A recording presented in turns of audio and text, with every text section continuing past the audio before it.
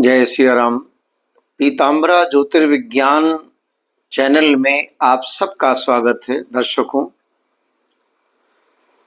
श्रीमद् भगवत गीता में पंचम अध्याय के 13वें श्लोक में बताया गया है कि कैसे इंद्रियों को वश में किया जाए। नव द्वार क्या हैं?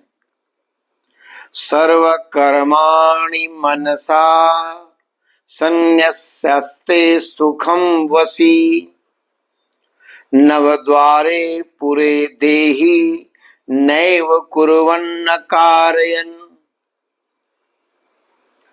इस श्लोक का बहुत व्यापक अर्थ है। शाब्दिक अर्थ में जिसकी इंद्रियां और मन वश में है, ऐसा देहधारी पुरुष 9 द्वार वाला, शरीर में 9 द्वार हैं।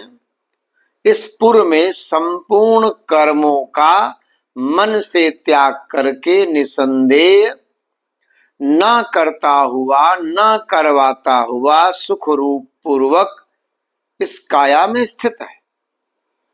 ये तो शाब्दिक अर्थ हुआ। अब इसमें वशी देही क्या है? इंद्रियां, मन, बुद्धि आदि ममता आसक्ति होने से मनुष्य पर अपना अधिकार जमा लेते हैं। ममता आसक्ति ना रहने पर स्वतः अपने वश में रहते हैं। सांख्य योगी की इंद्रियां, मन, बुद्धि आदि में ममता आसक्ति नहीं रहती है तो उसके वश में रहते हैं, इसलिए इसको वशी कहा। दूसरा शब्द है नव द्वारे पुरे। शब्दादि विषयों का सेवन करने के लिए 2 कान हैं, 2 नेत्र हैं, 2 नासिका छिद्र हैं, 1 मुख है। ये 7 द्वार ऊपरी भाग के हैं और मल मूत्र का त्याग करने के लिए गुदा और उपस्थ, ये 2 द्वार शरीर के निचले भाग में। इन 9 द्वारों वाले शरीर को पुर या नगर कहने का ये अर्थ है कि जैसे नगर और उसमें रहने वाला मनुष्य अलग अलग रहते हैं, वैसे ही शरीर और इसमें रहने का भाव रखने वाला जीवात्मा दोनों अलग अलग है। जैसे नगर में रहने वाला मनुष्य नगर में होने वाली क्रियाओं को अपनी क्रिया नहीं मानता, ऐसे ही सांख्य योगी शरीर में होने वाली क्रियाओं को अपनी क्रिया नहीं मानता। देखो, सूर्य जब निकलता है, प्रकाश होता है, उदय होता है, जगत में प्रकाश छा जाता है, लोग अपने काम में लग जाते हैं। कोई खेती करता है, कोई वेद पाठ करता है, कोई व्यापार करता है। सूर्य भगवान विहित या निहित किसी भी क्रिया के प्रेरक नहीं है, वो सबको प्रकाश देते हैं। अब कोई प्रकाश का सदुपयोग करे या दुरुपयोग करे तो सूर्य भगवान की इसमें कोई प्रेरणा नहीं है, वो तो प्रकाश दे रहे हैं।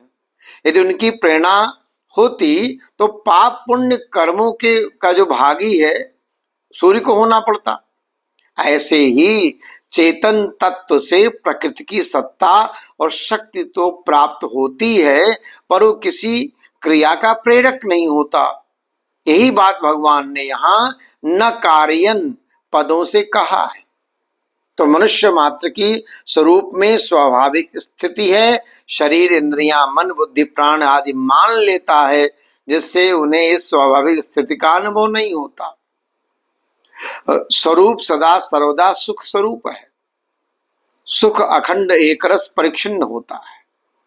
आत्मा अंतःकरण में श्वास का आवागमन हो रहा है, इसको महसूस करना, कोई और देख रहा है। नाम परमात्मा का स्मरण करना बाहरी से नहीं, घट के बाहर नहीं, घट के भीतर करो तो इंद्रियां वश में भी रहती हैं और आप सुखी हो जाते हैं। जय श्री राम।